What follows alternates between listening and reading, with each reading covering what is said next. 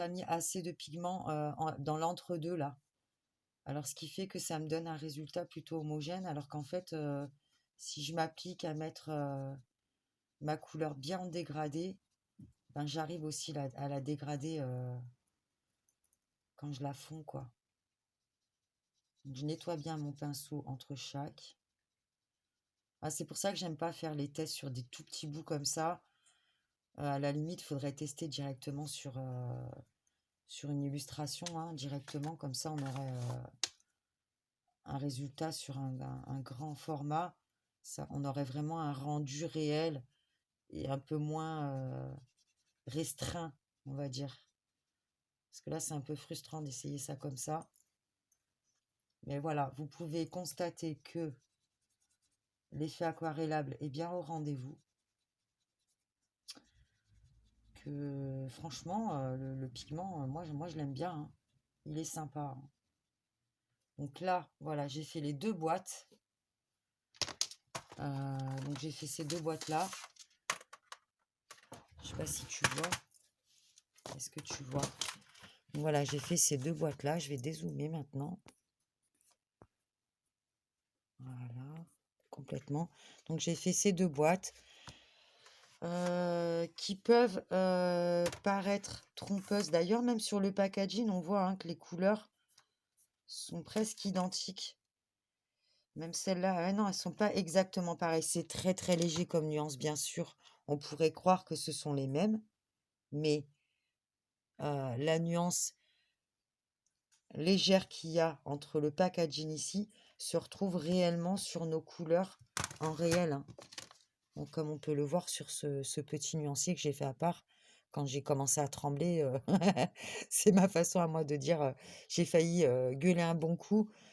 Donc effectivement, il y a quelques couleurs qui se ressemblent. Ce ne sont pas exactement les mêmes couleurs. Mais toujours est-il que... Ah, d'ailleurs, je voudrais fondre un peu plus celle-là, là, si j'y arrive. Oui, parce que j'avais mon noir. Et j'ai pas insisté du coup. Mais voyez, regardez. Regardez, même si je veux faire un trait, là, que je veux amener mon pigment, ça le fait bien, hein. Voilà. Donc on a des couleurs quand même sympas. Il y a le réel effet aquarellable, il est réellement là. Bien sûr que moi j'ai fait ça vite fait, mais il faudrait faire ça sur un test un petit peu plus poussé. Mais toujours est-il que là, pour l'heure, je suis pas déçue, hein. Je suis pas déçue de ces crayons. Bah, de toute façon, c'est pas pour rien que j'ai acheté la deuxième boîte. C'est parce que j'avais déjà testé la première et que pour moi, ça valait le coup. Voilà, donc je sais pas, mon téléphone vient de bugger, donc j'espère que vous aurez la fin de la vidéo. Sinon, de toute façon, je vais revenir dessus parce que, comme je te le rappelle, j'ai encore tous ces papiers-là à tester, hein. Je te remettrai la vidéo en barre de description. Je te mettrai le lien vers la vidéo où j'explique le début de pourquoi et comment et quel papier je vais utiliser pour faire ce nuancier total. Donc moi, je vais continuer. Je vais refaire, je pense, une boîte.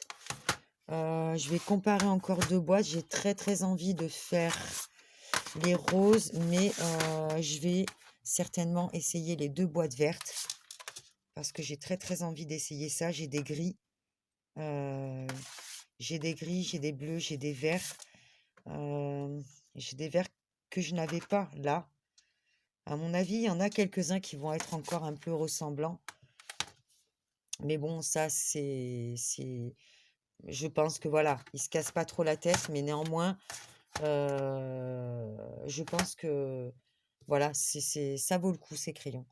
Donc je vais continuer mon nuancier, je vous referai une vidéo, je remettrai la vidéo tout à l'heure, puisque moi je vais la continuer tranquillement. Je vais peut-être filmer des petites sessions où je vais apposer mes couleurs, etc. Ou si j'ai un doute par rapport à un doublon entre ces deux boîtes-là sur certaines couleurs, ben, je vous le filmerai. Et puis je referai le petit exercice que j'ai fait là, parce que c'est vraiment en les mettant l'une à côté de l'autre qu'on va vraiment pouvoir comparer. Parce que quand elles sont loin comme ça, à l'œil, ça peut taper, mais en fait, c'est vraiment quand on les met l'une à côté de l'autre qu'on peut vraiment voir la différence, s'il y en a une. Elle est légère, mais elle existe quand même.